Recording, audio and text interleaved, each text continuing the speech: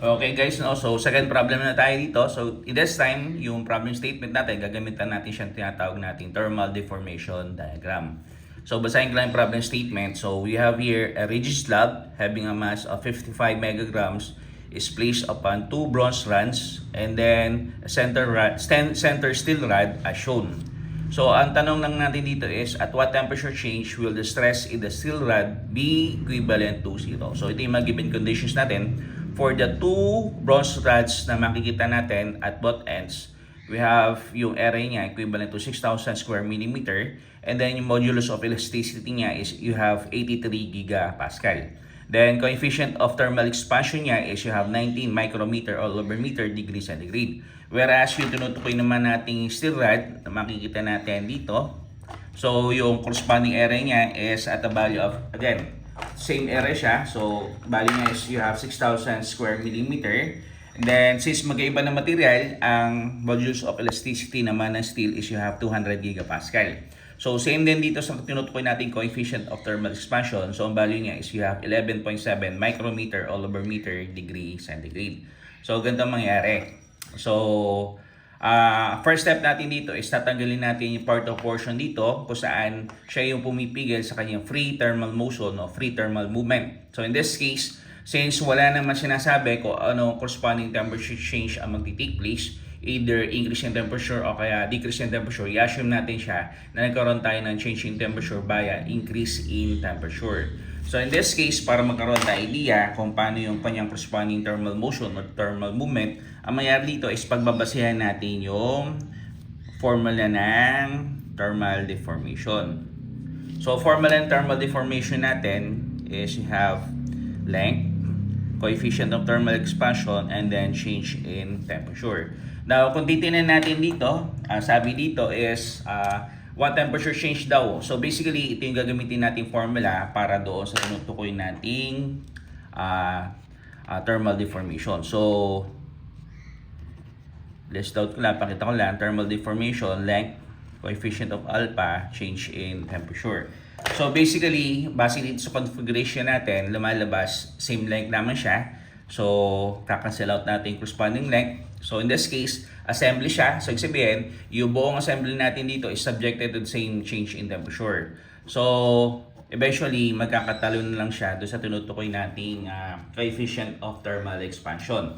So, kung papasin natin yung given conditions natin dito, mas malaki yung coefficient of thermal expansion ng bronze kumpara sa coefficient of thermal expansion na tinutukoy nating steel. So, basically, lumalabas na yung yung thermal deformation na tinutukoy nating bronze rod is definitely greater dito sa thermal deformation ng steel rod kung ang pagbabasihan natin is yung tinutukoy nating coefficient of thermal expansion. So, ayan.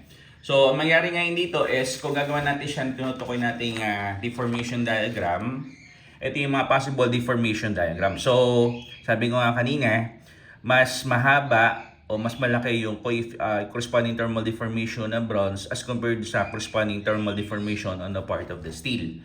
So, pinakita lamang natin dito na mas mahaba yung thermal deformation ng bronze kumpara sa thermal deformation ng steel. So, lumalabas ngayon dito is we have 1, 2, and then 3. 3 possible deformation diagrams na pwedeng pagbasihan.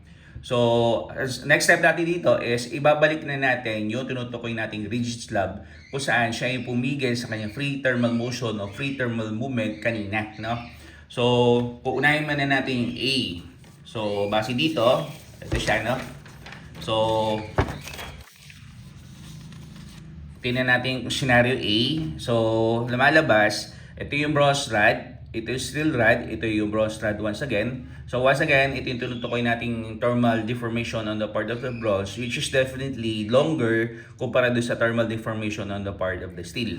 So ang gagawin natin dito is ibabalik natin dito yung tinutukoy nating rigid slab. So kanina, ang rigid slab natin originally is nandito.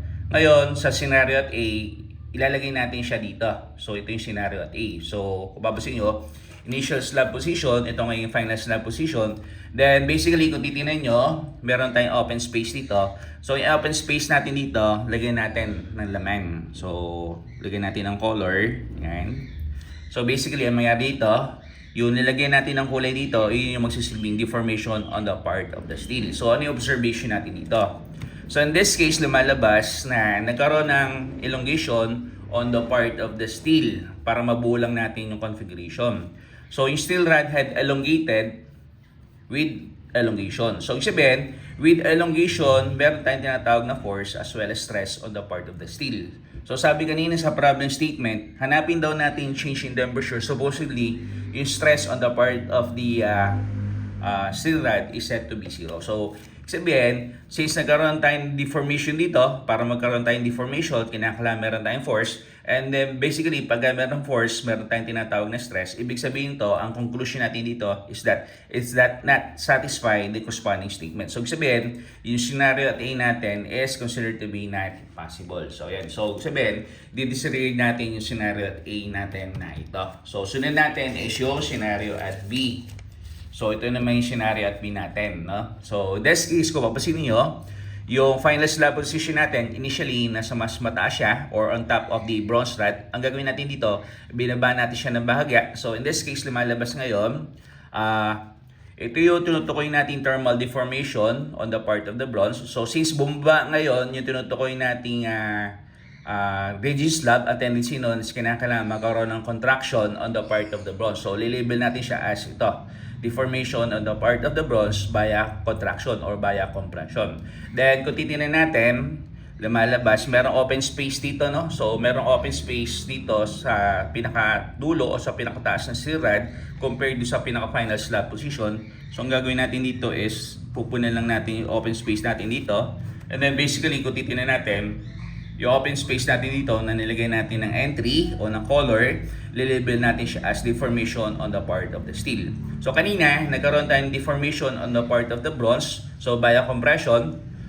So ito naman, lumalabas, para magkaroon tayo ng extension on the part of the steel, kinakailangan magkaroon tayo ng deformation via elongation. So lagyan lang natin ng observation. So sabi dito, yung bronze rod had contracted, which is basically ito, while the steel rod had elongated. So dapat natin tandaan is that for elongation, there is force as well as stress, di ba? So same din dito sa tinutukoy natin bronze. So in this case, nagkaroon tayo ng compression o nagkaroon tayo dito ng tinatawag nating contraction, which is another form of deformation. So again, basta meron tayong deformation, there is force as well as there is stress. So since nagkaroon tayo ng elongation on the part of the steel, so ibig sabihin nun, meron tayong force once again. So dapat natin tandaan is that kung meron tayong force, there is also stress. So ibig sabihin, ang conclusion natin dito is that it still does not satisfy the statement. So still not possible. Bakit? Kasi ang sabi, hanapin daw natin yung change in temperature wherein yung corresponding stress on the part of the steel is said to be 0. So in this case, dahil nagkaroon tayong deformation, merong force, merong stress, so sabihin, yung scenario at B natin is still not possible. So from scenario A to scenario B, so ang susunod natin dito scenario is yung scenario at letter C, which is basically ito siya, no? So scenario C, papansin natin, kanina ang position ng slab position natin sa pinakatapos portion, bumaba ng bahagya. So in this case, isasalpak natin yung rigid slab. So basically, nandito na siya sa position na ito. So sa position na to, yung rigid slab natin, nakapatong lang siya dito sa tinutukoy natin. Nakapatong lamang siya ng bahagya doon sa pinakatapos portion ng pinaka-steel rod natin. So in this case, lumalabas, para mapunta yung rigid slab natin sa position na to, kinakailangan itong part of portion na to, nagkaroon tayo ng compression o nagkaroon tayo ng contraction. So deformation on the part of the bronze via contraction or via compression. Tapos, in this case, kung papasin natin, walang open space dito, no? So kung walang open space dito, ibig sabihin nun, wala tayong deformation. Kung wala tayong deformation, wala tayong force. Kung wala tayong force, there is zero stress. So basically, lumalabas ngayon dito, ang conclusion natin dito is that itong scenario na to actually matches the problem statement. Ang sabi kasi, again, doon sa tinutukoy natin problem statement is hanapin daw natin yung corresponding temperature change supposedly yung stress on the part of the steel rod is said to be equivalent to 0. So ito ngayon yung gagamitin nating thermal deformation diagram. So lipat natin yung configuration na to dito. So ito na siya. So lumalabas ngayon, kung babasahin natin yung configuration natin, ito yung mabubuo nating equation. So kuha tayo ngayon ng equation. So lumalabas ngayon dito. Kung makikita natin, itong part of portion na to, ito yung tinutukoy natin thermal deformation on the part of the bronze. So, lagay lang natin. So, referring to the deformation diagram.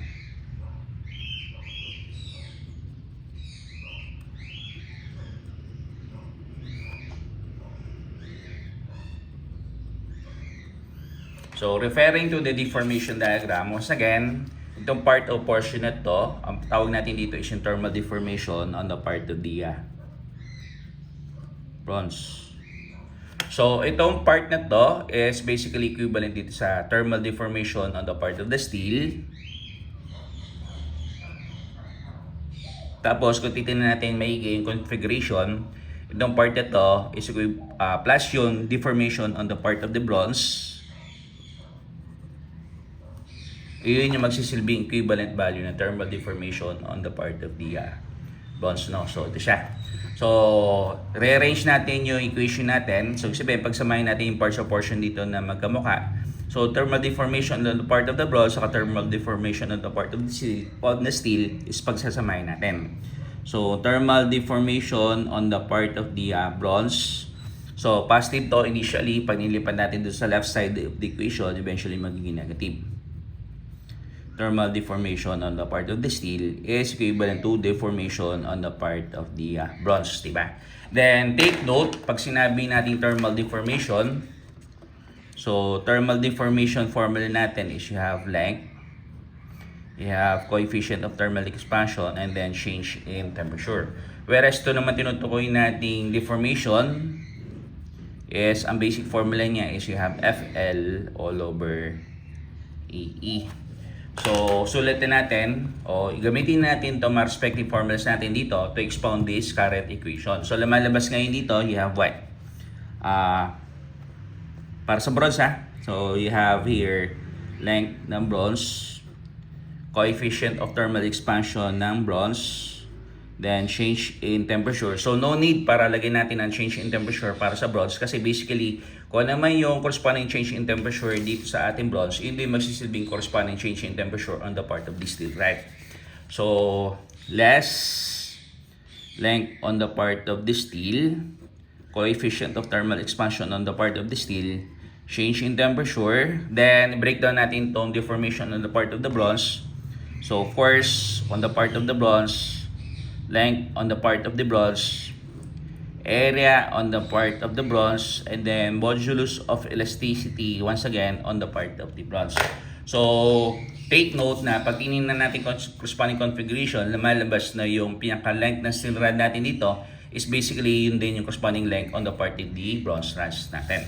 So, in this case, lagyan lang natin yung statement dito with length ng bronze being equivalent to length ng pinaka-steel. So, in this case, ang mangyari dito is pwede natin simplify equation. So, magka-cancel out yung length ng bronze, length ng steel, saka yung length ng bronze. So, currently, ang equation natin is ito. So, lumalabas ngayon, you have, pwede natin factor out itong change in temperature delta T.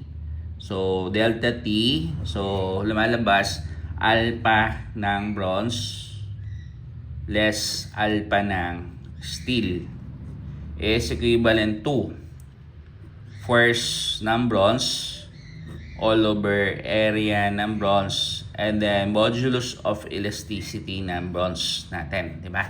So, check natin kung may mag-even ba. So, hinahanap natin dito yung change in temperature.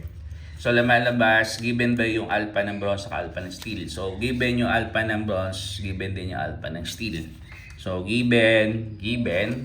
So, kung titignan natin, given din yung corresponding area ng bronze. So, ito siya. So, given area ng bronze. And then, given din yung tinutukoy nating modulus of elasticity ng bronze, di ba? So, kung i-assess natin yung current equation natin, lumalabas na ang kulang natin dito basically is yung tinutukoy nating force exerted on the part of the bronze, di ba? So, ayan. So, since wala dito, yung tinutukoy, wala sa given condition natin yung force exerted on the part of the bronze, ang gagawin natin dito is hahanap tayo ng isa pang equation kung saan basically magpapakita or magre-reflect yung tinutukoy nating force exerted on the part of the bronze. So, ang gagawin natin dito is iiwan man natin to and then lilabel natin to as equation number 1. So, sa pa ba natin pwede makita yung tinutukoy nating force exerted on the part of the bronze? So, makikita natin siya bayan doon sa tinutukoy nating free body diagram. So, free body diagram tayo. Sagwa tayo dito. Label lang natin. Free body diagram.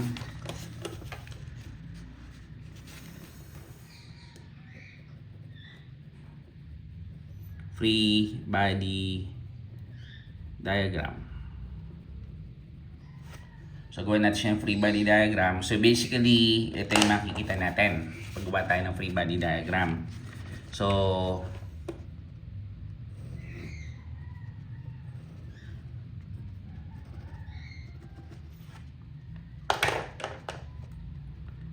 makikita natin, you have 1, 2, and then 3. Yan. So, in this case, yan.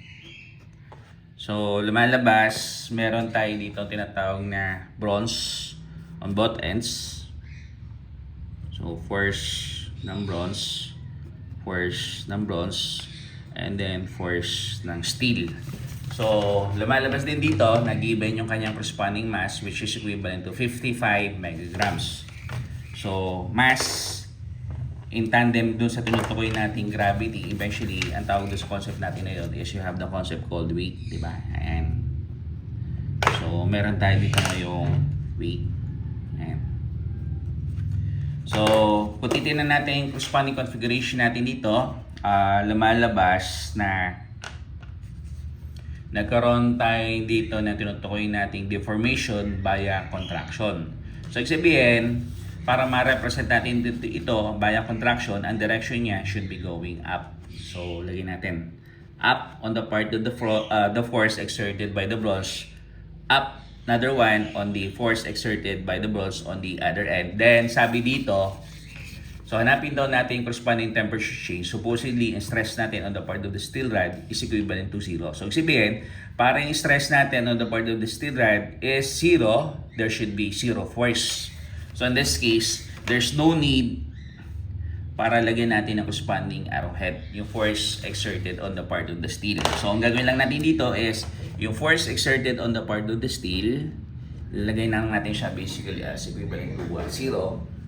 So, in this case, gawa natin siya na equation. So, gagawin natin ngayon dito is, by trying to take summation forces vertical, all forces going up, considered to be 0. So, lumalabas, you have FBR plus FBR, or in this case, you have positive 2 FBR. So, hindi na natin ilalagay dito yung tinutukoy natin force exerted on the part of the steel, which is equivalent to 0. So, lagay lang natin dito yung value ng weight. So, yung weight natin going down. So, you have negative weight. So, since wala na tayong idadagdag na value dito sa ating vertical equation, sarado na natin equation, this one is equivalent to 0. So, in this case, you have 2 FBR, or twice the value of the force exerted on the part of the bronze is equivalent to the value of the weight. So, ayan. So, mangyari ngayon dito is ito. So, simplify na the equation.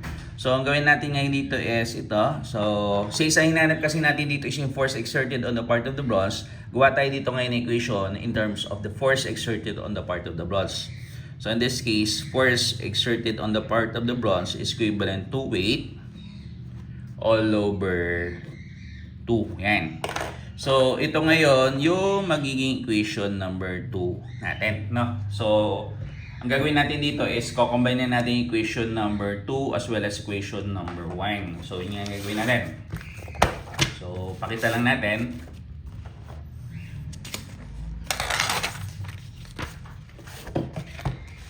So, lagay lang natin statement. Combine natin equations number 1 as well as equation number 2.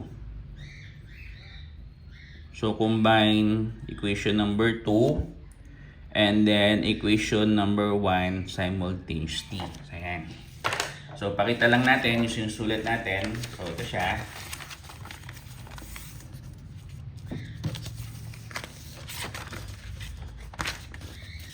So, kukombine natin yung dalawa. So, ito papakita natin. So, change in temperature, delta T, multiplied by difference between yung alpha ng bronze, then yung alpha ng steel. Yan. Is equivalent to. So, kung titignan natin dito, sabi, titignan natin to, dito, no, sabi dito, force exerted on the part of the bronze. So, yung force exerted on the part of the bronze, sa papalitan natin siya ng weight all over 2. So, weight all over 2. Then, salpak na natin yung value niya sa ilalim, which is area ng bronze. So, lagay natin dito. Area ng bronze, as well as yung modulus of elasticity on the part of the bronze. Modulus of elasticity on the part of the bronze, diba? Ayan.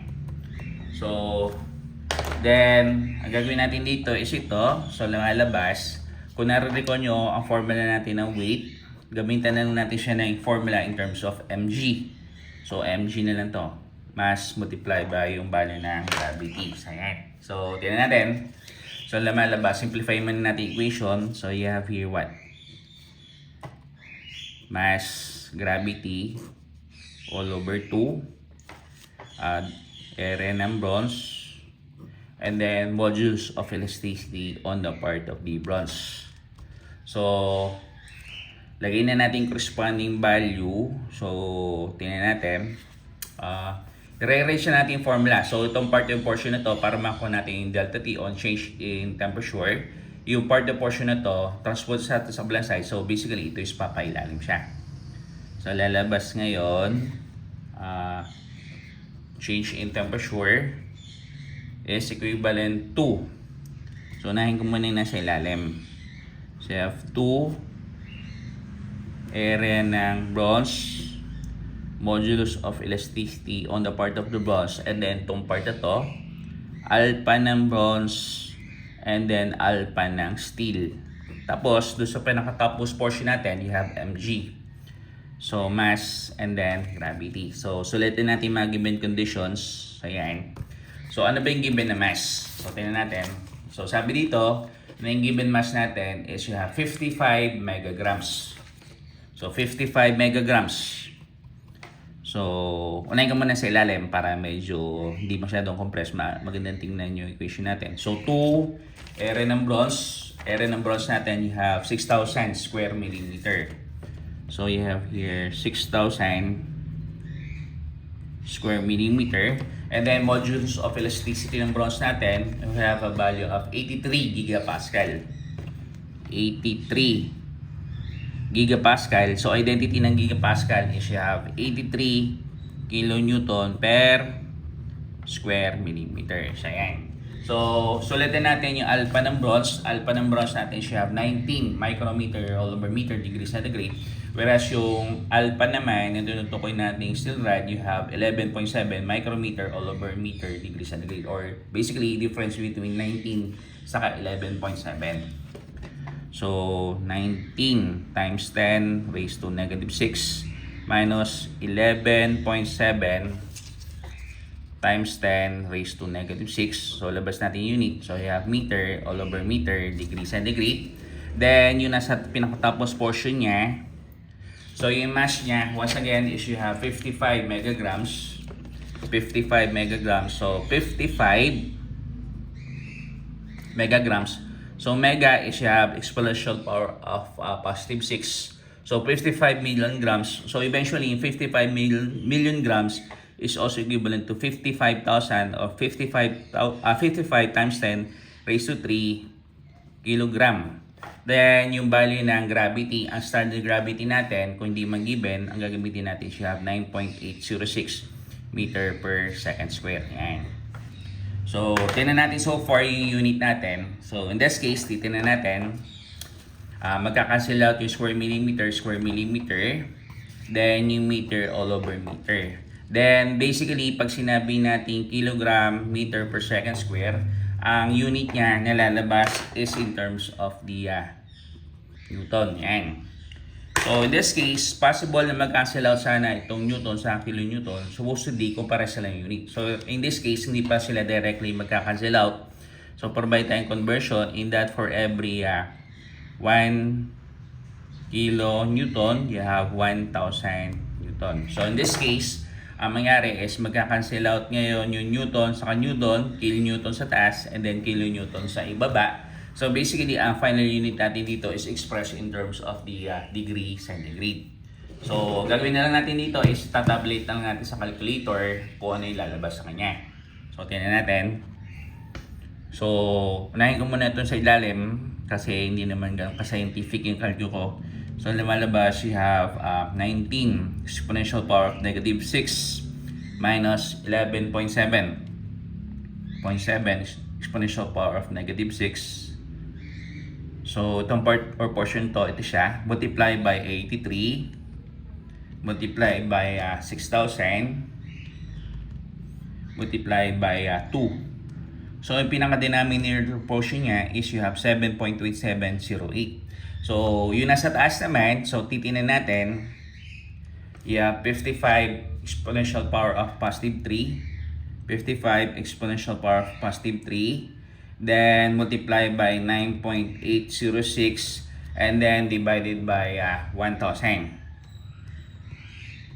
So, simplify natin yung sa taas na portion. And then, combine natin siya sa denominator portion, which is 7.2708 divided by yung final input, final answer kanina. So, basically, ang lalabas natin change in temperature para dito sa ating configuration problem statement is you have 74.1775.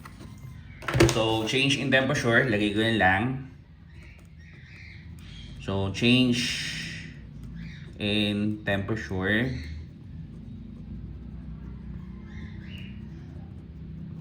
which is delta T. So, ang change in temperature natin dito is you have kanina, so you have 74.1775. So, 74.1775 degrees centigrade. So, ito yung change in corresponding temperature natin for this particular configuration. So, yan. So, mahalaga lamang na pagdating sa mga ganitong problem statements, kinakailangan marunong kayo mag-visualize o marunong kayong gumawa ng tinutukoy nating deformation diagram. So, yung deformation diagram natin basically is babase do sa problem statement natin. So, pag-provide kayo ng possible deformation diagram and then out of all those possible deformation diagram, eventually, pipili lamang kayo ng isang deformation diagram na pasok para dito sa ating problem statement or given condition. So, yun lang.